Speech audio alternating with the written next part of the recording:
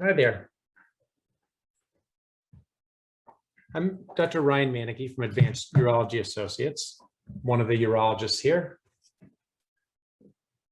And this presentation is about the enlarged prostate and specifically about the UroLift system, one of the newest innovations and one of the most exciting innovations for treating enlarged prostate. So we'll talk quickly about the importance of the prostate. What's its real job? What is BPH, or benign prostatic hyperplasia? How is BPH diagnosed? What are some of the similar prostate problems that might mimic it? If it does require treatment, what are the treatment options? And we'll highlight specifically the UroLift system procedure. So what is the importance of the prostate? Why is it there? So the prostate is a walnut-sized gland at the base of the bladder. It allows urine to flow through. It surrounds the urethra. Its real job is to produce the fluid that transports sperm during ejaculation. It also works with the bladder to appropriately direct either the ejaculate or urine through the urethra.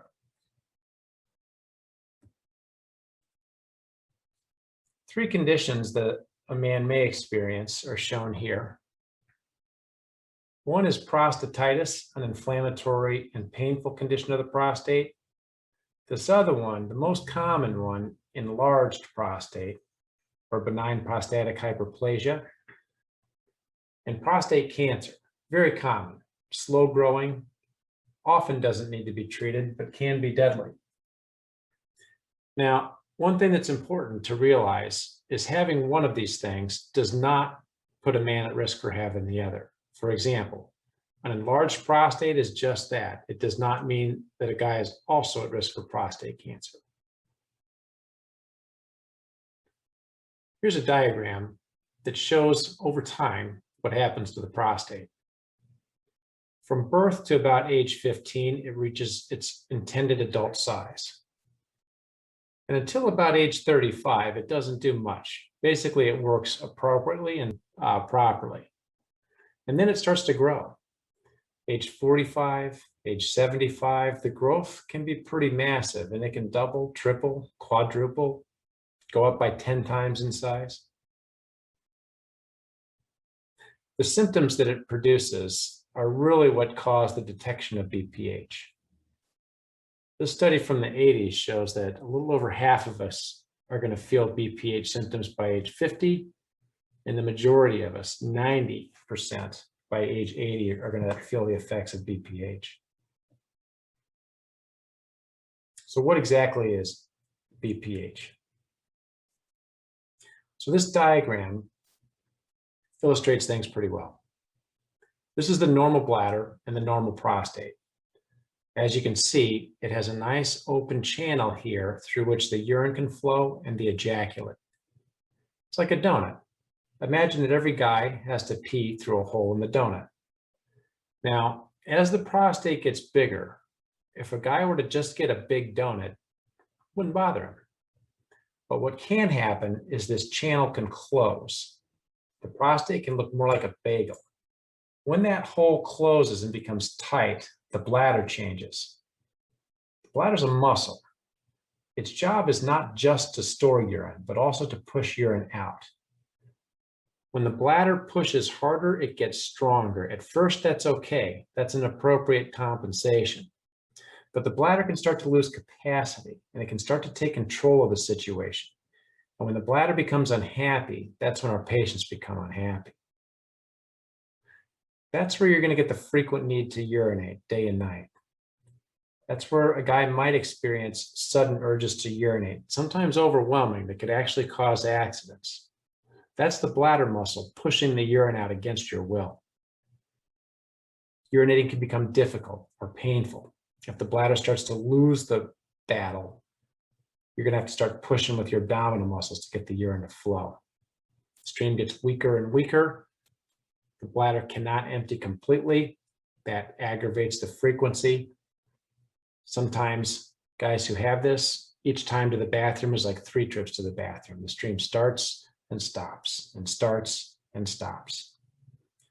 Getting out of bed frequently at night is not just a problem for one person, it's also a problem for the other person trying to sleep in the same bed. This can cause an effect on your quality of life. And this is highly individual. It kind of depends on what you do and what you want to do in your life. It can disrupt your sleep patterns. Everybody's bothered by that. If you're a person that likes to get out and about and run errands, once you're urinating every 2 hours, you're now planning your life around where the bathroom is. If you're going to go to the hardware store and Home Depot, you're not going to make that second trip unless you know where the bathroom is at Home Depot. Leisure activities, golf, baseball games, all become interrupted when you can't hold your urine for more than 3 hours. When your stream is so slow, you no longer can stand and urinate without getting your clothes wet. That's where men have to start using bathroom stalls. Sitting down on your own toilet at home is probably not that big a deal, but going into a public bathroom where there's plenty of open urinals, but only one stall, that can be a real problem. So what happens if you put up with this? What happens if you tough it out, wait a year, wait 2 years? Well, this is what happens. The bladder changes can become permanent. In the office, we look into a lot of bladders, and I'll see all 3 of these bladders every week.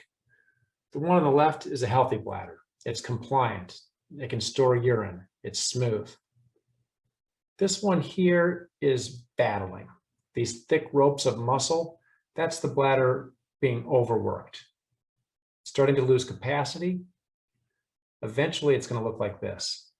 This is a ropey, thick, contracted bladder, and this one is worrisome. The person that's gotten this far, we might not be able to reverse their symptoms, at least not entirely. So how do we diagnose BPH? How do we separate it from the other diagnosis? How do we decide if we need to treat it? It starts like any other office visit with a medical history. We're going to pay very close attention to what symptoms you have. In particular, which ones are bothering you. We'll probably check your prostate with a finger exam. We'll check your records to make sure you have a PSA blood test on file. If you don't, we can draw one right here in the office. Sometimes we need additional studies. Sometimes we want to do a UroFlow. If you say your flow is good and your wife is shaking her head in the background and saying it's not good, well, we can have you urinate into a machine that measures numerically how good or good it isn't. Bladder scans can tell us if your bladder is full or empty. Lots of men come in and they say they feel like their bladder is full even after they urinate. We can scan it real quick and see. More advanced studies like pressure flow studies are sometimes necessary to convince either me or my patient that his problems are really coming from the prostate. The symptom score that you're going to fill out, and you can fill this out on your own if you want to, has 2 major categories of information. This one here quantitates how often you're experiencing a sensation of incomplete emptying, frequency, intermittency, urgency, weak stream, straining, or nocturia, waking up at night. This will put your symptoms into the moderate or severe range or mild range.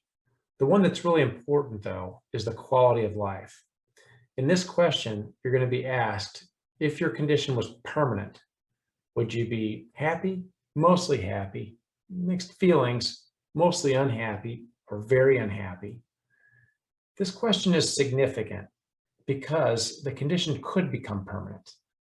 So if the answer is that you're unhappy, it should be fixed sooner than later so that it does not become permanent. Treatment options. What are we going to do? So this line shows from least invasive to most invasive what we might do to correct your prostate. First thing we might do is nothing. If your symptoms are not that bad and you don't have prostate cancer and we don't detect any serious problems, you can give it 6 months. We've known since the 1970s when we had only this option or this option, 40% of men who waited 6 months got better on their own. Maybe not forever, but sometimes for a number of years. If your symptoms are a little bit too bothersome to wait it out, we can start with a medication. The one we're talking about is usually Flomax or tamsulosin. It relaxes the prostate, so the prostate opens more easily. It can get you instant relief. Moderately effective, but it does do the job. Now, the next step in my early part of training, we'd go from medications all the way up to extirpative therapy, meaning therapy that involved actually removing permanently tissue inside the prostate to open up the channel. Wouldn't call these major surgeries, but I wouldn't call them minor surgeries either. Some men didn't want to do this because it could affect their ejaculation and it could affect it permanently. These operations typically required a period of catheterization, and at least back in the days where I started training, an overnight stay in the hospital. So a lot of guys got stuck on medications and they waited too long, year after year. Even when the medications didn't work, they wouldn't move on to do a more appropriate treatment. And what did they do? Well, they ended up with bladders like this. We started to realize this when we had been using medications for 10 years, because they were a new thing at one time, that the delay to surgery caused us to get inferior results compared to our predecessors who had nothing but surgery and would get the job done sooner. So things are a little better now. We've got some options after medications that are not major surgery. And this checkbox diagram kind of illustrates things that we think are important to not just urologists, but patients.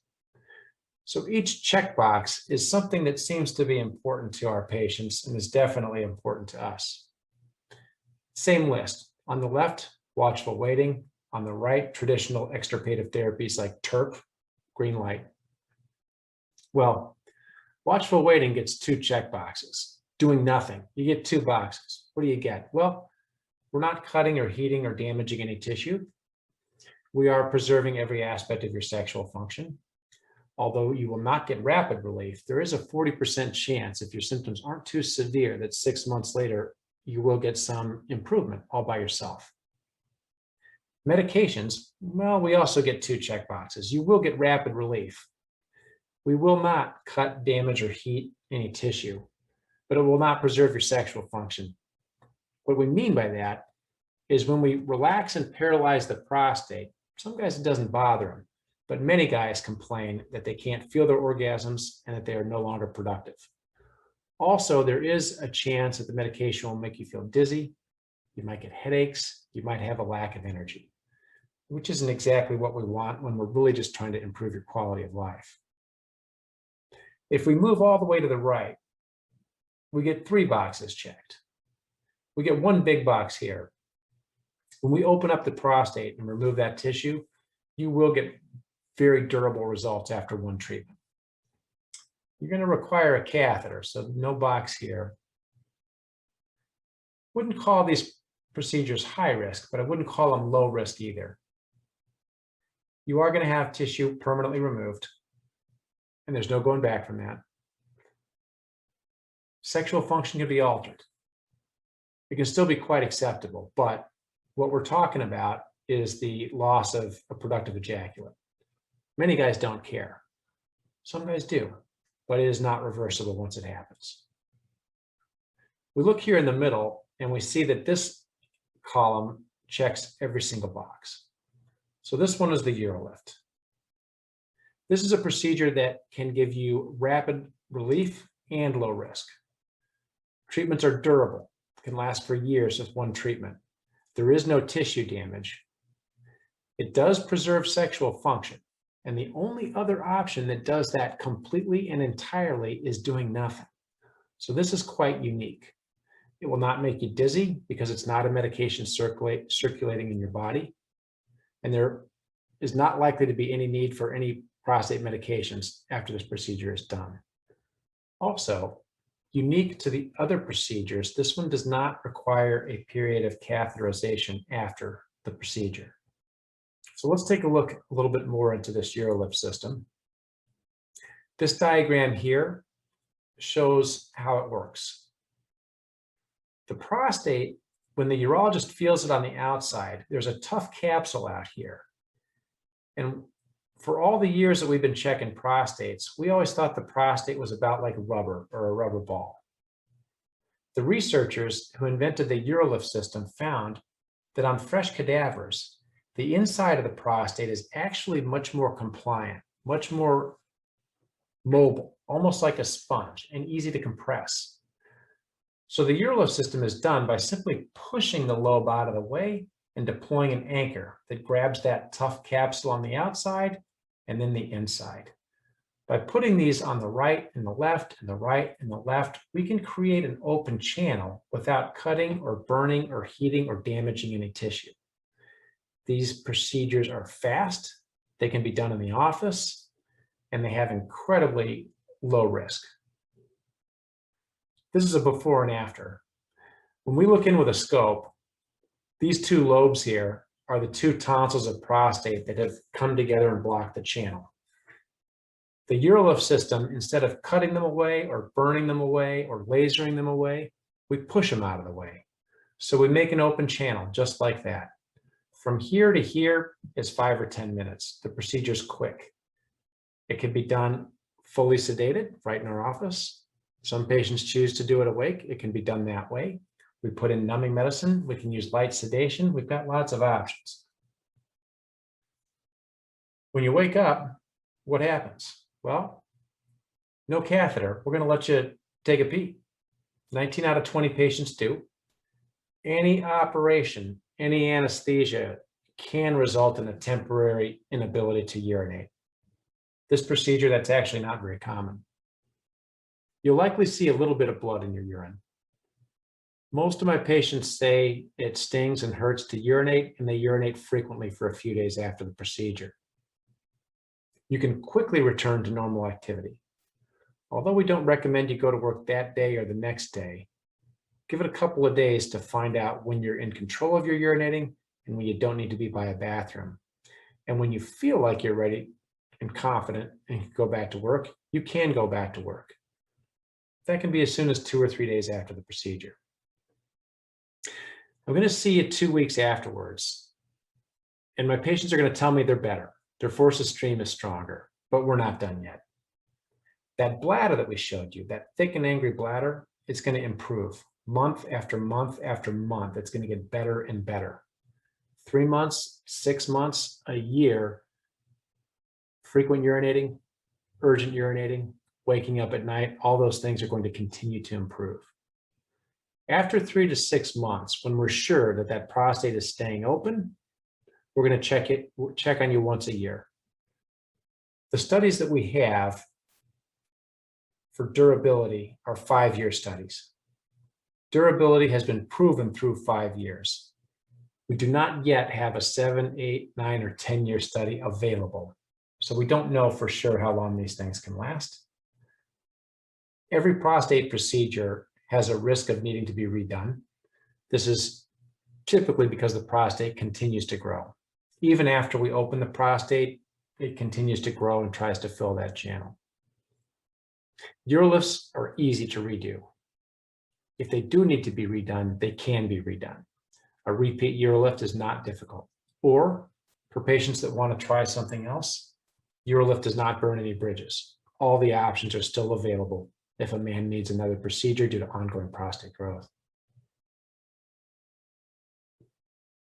UroLift is covered by insurance. Getting approved requires seeing a urologist, filling out a symptom score to prove that you actually have prostate symptoms. We often need to have you at least try a generic prostate medication to see if you're satisfied with it. We need to document the size of the prostate with an ultrasound. If the prostate is gigantic, the UroLift system can't reach through it. And we'll usually take a look in your bladder to be absolutely sure that your prostate symptoms are coming from your prostate. Sometimes we find a bladder stone. Sometimes we find a urethral stricture, especially in cases where the medications don't work. We submit that information to insurance and we get approval. Most of our patients tell us that they should have done it 10 years sooner than they did. And the take-home message is that if you do this symptom score, or if you don't, be honest with your symptoms. If you're not happy with it, don't let it become permanent. Come in and get it fixed. See a urologist, or in particular, come see us at Advanced Urology in Joliet. My partners and I have been doing these procedures for years. We do the full spectrum of prostate work. If a UroLift isn't right for you, we've got all the other options. And we don't necessarily find that everyone even needs a procedure. We're also quite expert at making sure that your symptoms are truly coming from your prostate before we proceed.